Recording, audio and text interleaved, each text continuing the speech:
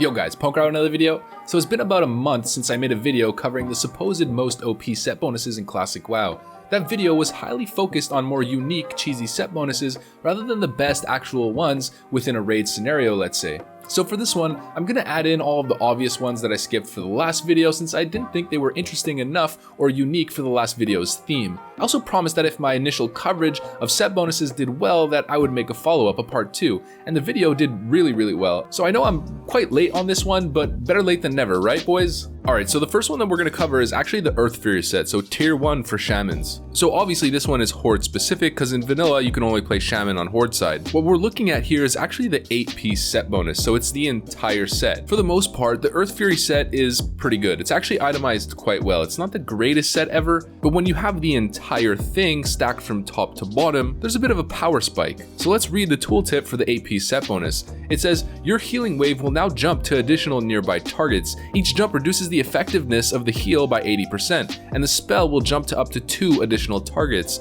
So it actually works very similarly to Chain Heal, but it has the potential to be much more potent if you're using a max rank of healing wave, and it also, I'm pretty sure, is more mana efficient. It's a really interesting set, and it changes the way that you play the game. It changes your spell priority. And I actually think that all of the set pieces for this set are quite good. 5-piece set bonus says after casting your healing wave or lesser healing wave spell gives you a 25% chance to gain mana back equal to 35% of the base cost of the spell, which I think also enhances the effectiveness of using healing wave. You'll notice that it doesn't mention Chain Heal. So this 8-piece set bonus turns the shaman into basically a AoE heal bot without actually having to use Chain Heal, and it becomes much more mana efficient. I've heard many people state that the 8-piece set bonus is actually quite good until later raid tiers, if you have the whole thing of course. But regardless of whether or not it's actually the best in slot set, in respect to actually picking up individual BIS items and stacking them to itemize your character, it's definitely quite good and I'd say would rival someone using that gear, at least in the early tiers of raiding. So if you have guildies that are just passing these items because they don't think they're good and you're able to get the whole set, I mean, might as well, and it'll change your playstyle and probably make the game a lot more fun and unique for you. Okay, so the next set bonus is actually for the Storm Rage Raymond, so the Druid tier 2 named after Malfurion Storm Rage. All the set bonuses are pretty damn good, but the one that we're actually looking at here is actually the 3-piece set. So it says, allows 15% of your mana regeneration to continue while casting. I mentioned this before, but you don't get full mana regeneration when you're actually casting spells, and you have to wait a little 5-second buffer after you stop casting for your mana regen to go back to normal. So this set bonus allows 15% of the mana regen that you lose to continue regenerating while you're casting, which is super significant on a long fight when you're just constantly casting healing touches the entire way through. It's actually the same set bonus that we see on Priest tier 2 as well, which I covered in the last one. So now this set bonus is so crucial on your healers that the way that I've always attacked tier 2 Priest and tier 2 Druid once raid leading Blackwing Lair is I tend to spread out the Storm Rage between all of my Druids. So we'll set up one Druid with a 3-piece set, and then rather than continuing to give him more tier pieces, we'll actually start giving the next ones to the next Druid until he gets his 3-piece, and then the next Druid will get him his 3-piece, and then once they've all got that base, then it'll be more of a hierarchy loot priority.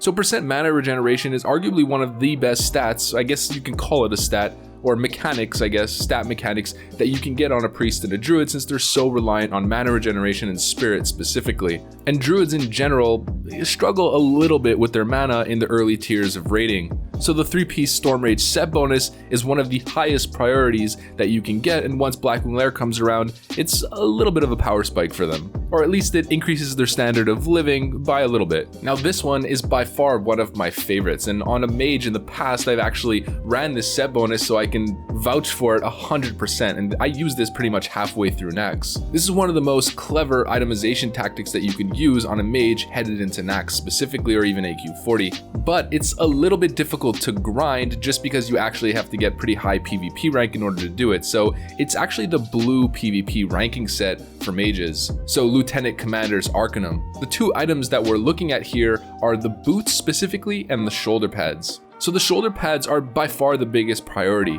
If you notice, they have intellect, stamina, increased spell damage by 15 and 1% chance to crit. It may seem pretty average, but it's not, trust me. These shoulders are actually extremely unique. There's actually no shoulder pads available that actually give critical strike chance on them at all. And as a fire mage, the most important thing for stacking ignites is your crit. So you're basically trying to get your hit cap and then just trying to stack crit on as many items as possible. And pretty much all of the shoulders available don't give crit. We've got the Mage Tier 3, no crit. Mage Tier 2, no crit. Mage Tier 2.5, again, no crit. The only shoulders that I'm actually aware of that give you a chance to crit by 1% are actually the ones off Gluth and Naxxramas, which are pretty much the best shoulders in the game. No, not pretty much, they literally are.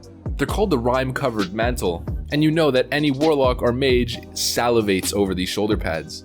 So the Lieutenant Commander Silk Mantle is pretty much the best ones that you can get until there. You might think that the spell power is actually lacking a bit, but this is where it gets interesting. Since we're pairing them with the boots are also really well itemized. They have 1% chance to hit. Hit is also relatively rare on boots, but not entirely. They also have them on a couple different ones. But when you use these two items together, you actually get the 2-piece set bonus, which increases your spell damage by 23. So let's say we're adding 12 to one and 11 to another. That effectively gives the shoulders a 27% spell power base, and the boots will say it'll give it a 26, which takes these items up a fair notch. You get the crit from the shoulders, the hit from the boots, and then boost the spell power, basically making them like higher item level items. Honestly comparable to like a tier 3 level, but with lower base stats. I'd say this is slightly less well known, but it's probably one of the best ways to itemize a mage, again, as I stated earlier. So once PvP ranking comes out, if you really want to be min-maxing and you want to have an advantage over the other mages, you might want to get rank 10. Alright, so this next one is actually Battle Gear of Might, so Warrior Tier 1. The 3-piece set bonus is pretty good. It increases the block value of your shield by 30, which increases your shield slam damage and also increases your block value. But really what's important here is the 8-piece set bonus, where it says increases the threat generated by Sunder armor by 15%. So if you guys follow the speed clearing meta when it comes to Naxxramas and AQ40, you'll notice that a lot of tanks are actually substituting hit rating or,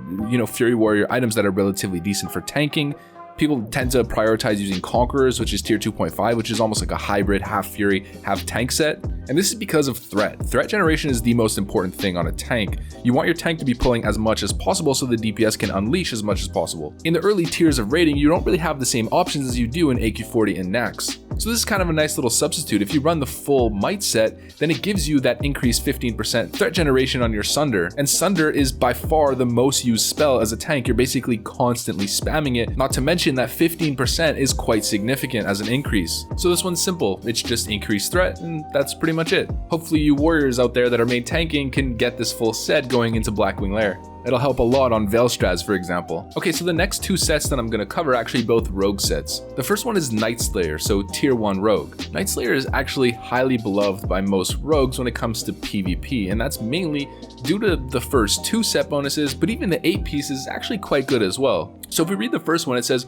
reduces the cooldown of your Vanish ability by 30 seconds. So when you pair this with a talent that actually reduces the cooldown of your Vanish as well, you get it down quite a significant bit, and it allows you to keep doing it over and over again, or at least a lot more than your average rogue. The 5-piece set bonus is also incredibly good, and probably the one that I'd say rogues like the most. It increases your maximum energy pool by 10. So you might know how energy is somewhat limited in vanilla in general. So having that 10 extra energy to secure getting your full kidney shot in or getting in a combo before the kidney shot ends is actually really, really valuable. And then the 8-piece set bonus says heals the rogue for 500 when vanished, which is again pretty damn good. You're generally using vanish to escape or to reset, and just getting a nice little 500 is, quite good, and it might actually save your life. If let's say you're about to die from a dot or something, you vanish, it heals you up for 500 and saves your life. So this is a PvP set, and it's also pretty good in PvE, but it's definitely something that's highly valued and I'd say pretty sought after. Okay, so the next set that we're going to cover is again really highly sought after in PvP, but it's actually quite good in PvE as well, and I'll explain that in a little bit. It's Death Dealer, so Rogue tier 2.5. Just off the base, it's an incredibly well itemized set. Every single piece is really, really good. So you're looking to get this pre-Nax regardless in PvE. The reason why it's really good in PvP though is because it reduces the cooldown of your evasion ability by 1 minute, similar to Rogue tier 1 when it comes to Vanish. And the 5-piece set bonus is really where it shines. It says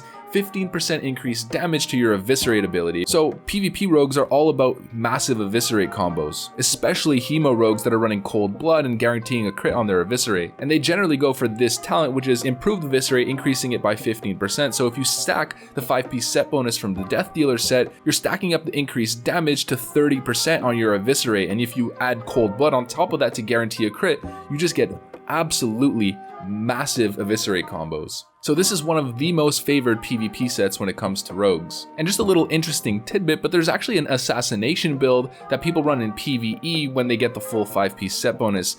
It's not necessarily better than sword spec, but it is quite good. And I've seen many a rogue, when they get the 5-piece set bonus, go for this, especially if they don't have good swords. You're not reliant on the sword spec, especially if you're not human. You could just have a mace in your main hand and maybe a dagger in your offhand, and just make it work if those are your best weapons available. It's a sealed fate assassination spec, where it's really all about getting extra combo points and just constantly putting out big eviscerate crits. It's really fun, and it changes up the flow a little bit instead of always running combat swords. And I've seen a lot of rogues, once they get the 5-piece set bonus, just do it because they want to do something different and they want to do something fun. Okay, so this one is also for PvP, and it's super situational, but I wanted to add it just because it's extremely annoying within that one situation.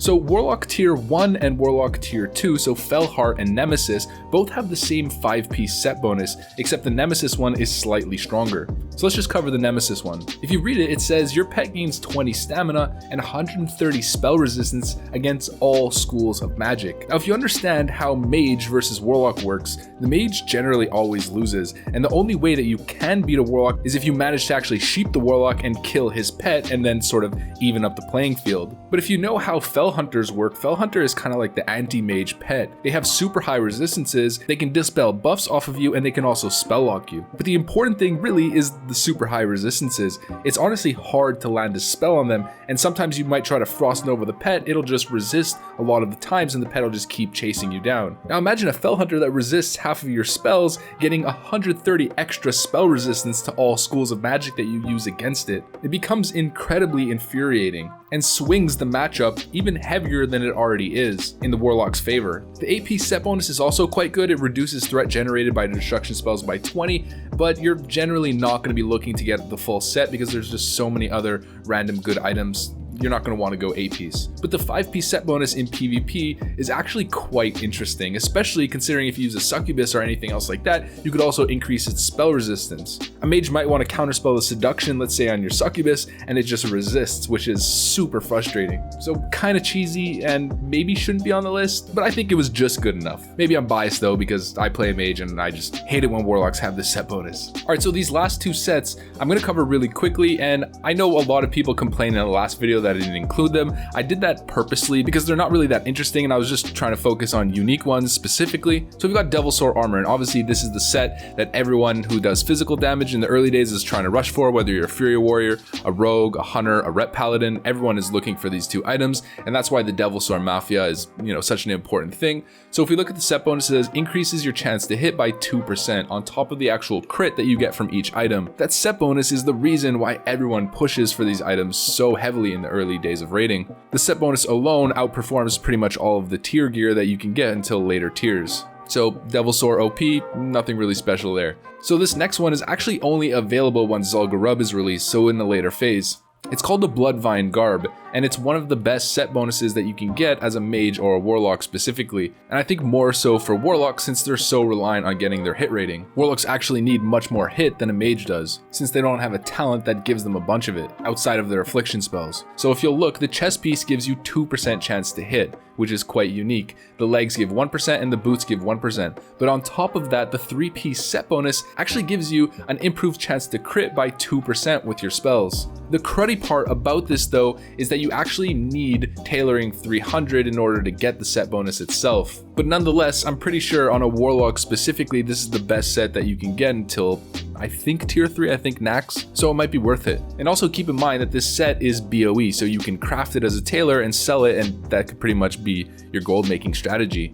But nonetheless, great. It gives you a total of 4% chance to hit with spells and an extra 2% chance to crit. So 6% effective between hit and crit on 3 items, which is really, really great. So that's like 2% per item split between all 3. Very efficient. Although there's basically no stamina on the set, so it does make you a glass cannon. But I know you PvEers out there, you love the glass cannon item, similar to Lionheart Helm and True Strike shoulder pads. Alright fellas, there you have it, the most OP set bonuses in Classic WoW Part 2. So these bonuses are actually a part of the game that I find is really missing in retail. It makes the itemization system super unique, where you could be using 2-piece PvP gear in late Nax, let's say, and kind of have a bit of a patchwork of items and set combos to push your character further or customize your character the way that you see fit. I hope you guys are excited as I am when it comes to itemization in Classic. It's one of the best parts, and I wish you guys good luck on your drop so you guys can achieve the gear set that you're looking for. If you like this video and want to see more like it, consider leaving a like, commenting, subscribing, and hitting that notification button so you can be notified every time I post a fresh video out of the oven. You know the drill. We've got 7 days left, friends. We're almost there. I'm starting to get a little bit impatient, honestly. Make sure to follow me on Twitch since I'll be streaming once the game is officially released. Join the Discord for some spicy banter and epic memes. So with that said, thanks for watching, hope you enjoyed it, and I'll catch you on the next one. Peace.